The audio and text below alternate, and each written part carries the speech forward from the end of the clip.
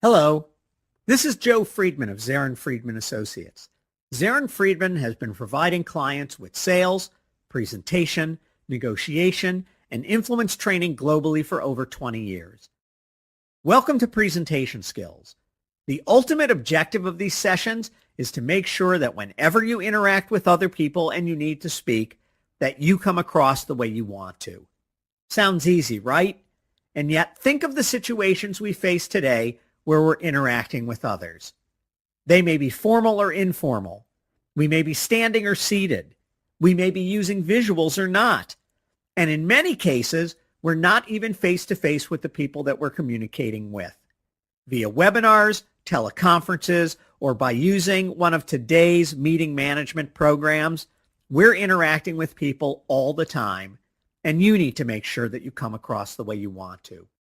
For that reason, we'll cover 4 topics in this session. First, we'll define what presenting is. Second, I'll have you define how you'd like to be perceived when you interact with others. Third, we'll talk about 3 different types of messages that have an impact on you creating that perception.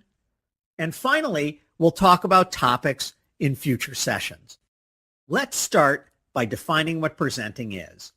Simply put, presentation skills is the art and science of getting an idea from the mind and heart of a presenter to the minds and hearts of the audience.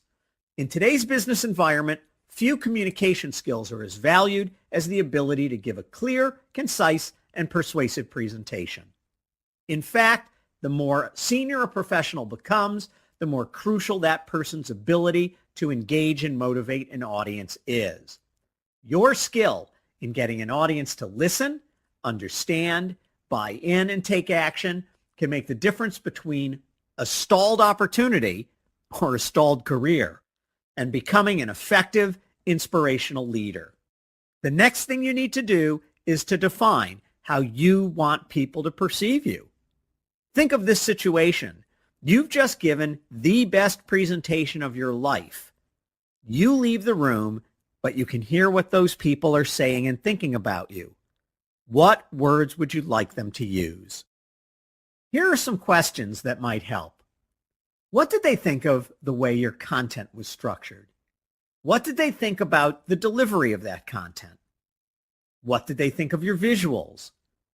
How do they think you did interacting with those visuals? What do they think of what you have in your head? What do they think of what you have in your heart?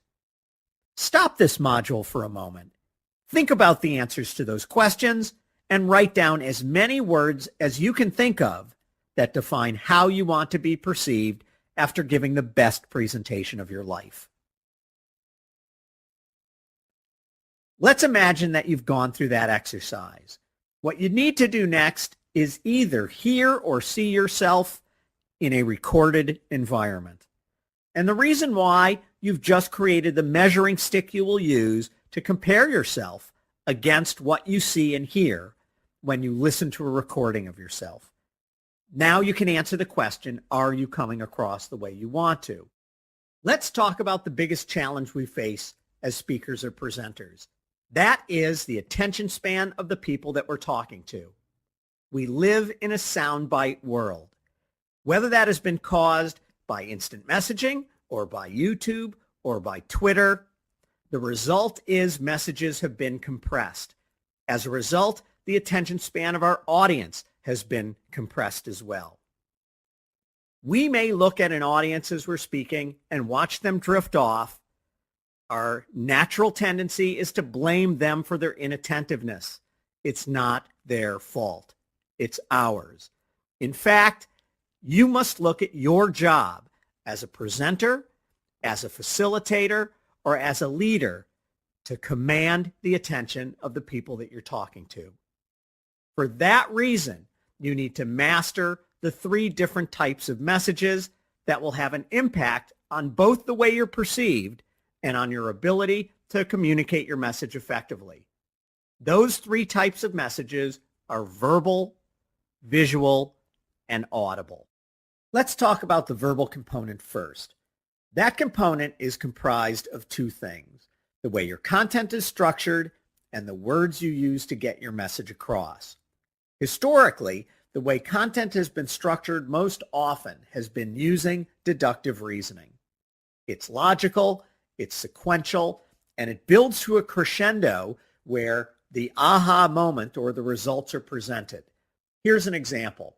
First, let me tell you about the history of our organization. Second, let me tell you a bit about the people on our team. Third, I'll share with you the methodology we used in creating this process. Fourth, I'll tell you about the information that we gathered. And then finally, I'll present the results that we experienced in interpreting our data. Very logical, very structured. The question you need to ask, though, is this. Are people still tuned into your content by the time you get to the results? For that reason, over the years, we've become more enamored with inductive reasoning instead of deductive reasoning. The only difference here is when using inductive reasoning, that aha moment comes at the beginning. You start by presenting your biggest benefit to your audience or with an overview of the results that you gained. This way, you've got people locked in, and the rest of your presentation then supports the results or the benefits that you've started with. The other component of the verbal piece is the words you choose, and it's for that reason that you must practice every presentation that you would ever do out loud. We are all incredibly eloquent in our heads, and unfortunately it doesn't come out of our mouths that way. By practicing out loud, you hear your word choice, you hear your flow, and it allows you to decide, am I coming across from my content standpoint the way I'd like to? As we make the transition from the verbal component to the other two, let me make one other point. People ask us all the time, what's more important, content or the delivery of that content? Without any hesitation, our belief is that content is what's most important. People will either be swayed or not, take action or not, they'll agree or not, based on the quality of your content. We have all seen how good delivery can enhance it, and there is no doubt we've seen people whose delivery skills are so bad that we have trouble focusing on their message. For that reason, we rate content as number 1 on the list and delivery as 1A. If you relegate the delivery of the content to number 2, people will think that all they need to do is focus on the content and the delivery isn't as important. You need to be good at both. For that reason, the other 2 types of messages you need to be concerned about are visual and audible.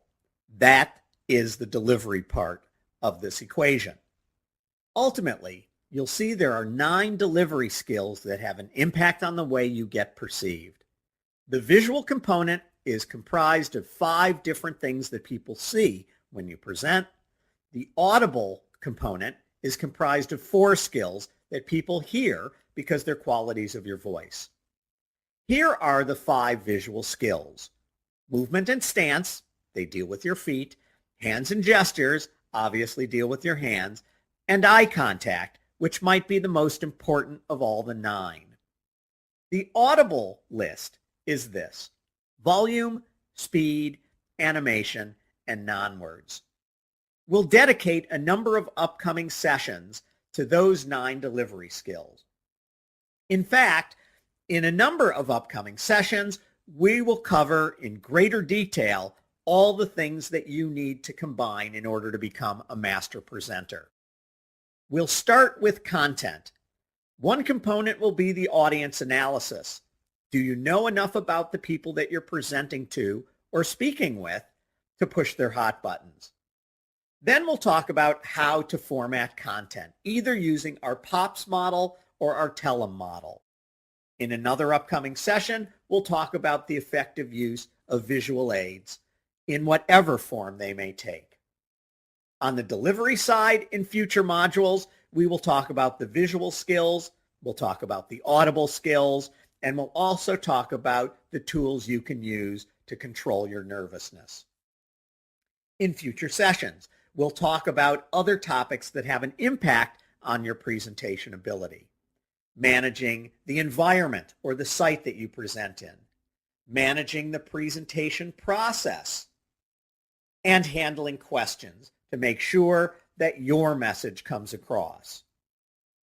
In summary, remember, presenting is both an art and a science. It is about getting information from the hearts and minds of presenters into the hearts and minds of your audience, regardless of the size.